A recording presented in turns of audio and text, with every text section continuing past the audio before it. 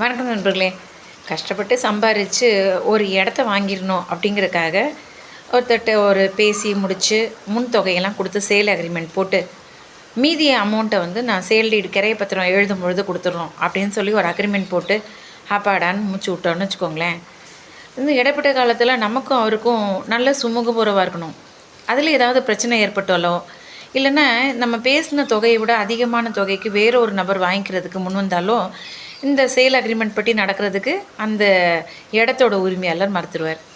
அது போன்ற சமயங்களில் நாம் போய் சேரக்கூடியது நீதிமன்றங்கள் தான். நம்மளுடைய உதவிக்கு வரக்கூடியது இந்த சட்டங்கள் தான். இந்த சட்டம் அதாவது எந்த சட்டத்தின் கீழே நம்ம இது போன்ற வழக்கெல்லாம் போடலான்னா ஸ்பெசிஃபிக் ரிலீஃப் ஆக்ட், குறித்த வகை பரிகார சட்டம்ன்ட்டு. அதில் நீதிமன்றம் நம்ம வந்து அந்த சேல் அக்ரிமெண்ட் படி நாம் ரெடியாக தான் இருந்தோம், நம்மளுடைய பங்கு ஆற்றுறதுக்கு ரெடியாக தான் இருந்தோமா அப்படிங்கிறது தான் பார்க்கும்.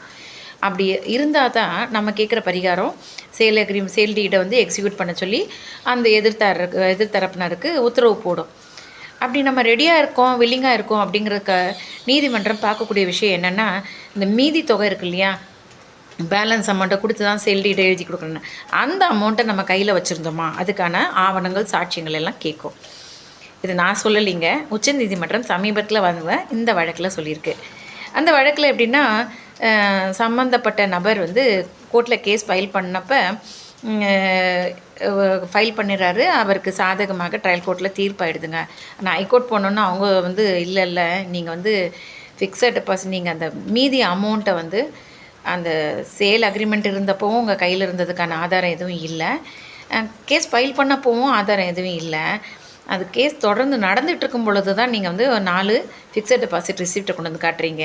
ஸோ அதுக்கான ரெடியாக இருந்தீங்க, அந்த இடப்பட்ட காலத்தில் ரெடியாக இருந்தீங்கிறக்காண்ட ஆவணம் எதுவும் இல்லை அப்படின்னு சொல்லிட்டு இவங்களுக்கு கேட்ட பரிகாரத்தை கொடுக்க ஸோ இந்த சூட்டை டிஸ்மிஸ் பண்ணிடுது. இதை எடுத்து தான் உச்சநீதிமன்றம் வராங்க. உச்சநீதிமன்றமும் நீதிமன்றத்தின் இந்த தீர்ப்பை வந்து ஆமோதிச்சு என்ன சொல்லுது, ஆமாங்க நீங்கள் வந்து சேல் அக்ரிமெண்ட் அப்போவும் நீங்கள் கையில் வச்சுருந்ததுக்கான ஆவணம் காட்டவே இல்லை, கேஸ் ஃபைல் பண்ணப்போவும் பண்ணலை, அப்போ கேஸ் நடந்துகிட்ருக்கும்பொழுது தான் காட்டுறீங்க அப்படின்னா என்ன அர்த்தம், உங்களுக்கு அது வரைக்கும் உங்கள் கையில் பணம் இல்லை, அதனால் நீங்கள் ரெடியாக தான் இருந்தீங்க, உங்கள் தரப்பு கடமையை ஆற்றுறதுக்கு ரெடியாக தான் இருந்தீங்கிறத ஏற்றுக்க முடியாதுன்னு சொல்லிட்டாங்க.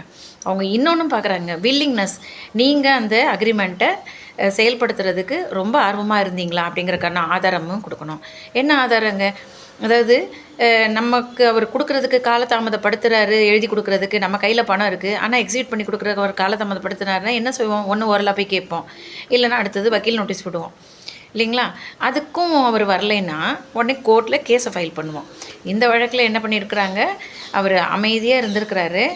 அந்த நில உரிமையாளர் வந்து கொடுக்க மாட்டேன்னு மறுத்தக்கப்புறம் கூட 2.25 வருஷம் கழித்து தான், அதை 3 வருஷத்துக்குள்ளே கோர்ட்டில் கேஸ் ஃபைல் பண்ணோம். ஸோ 2.25 வருஷம் கழித்து தான் வந்து இந்த கேஸே ஃபைல் பண்ணியிருக்காரு. ஸோ அப்போ வில்லிங்காக இவர் இல்லை அப்படிங்கிறதும் நிரூபணமாகுது.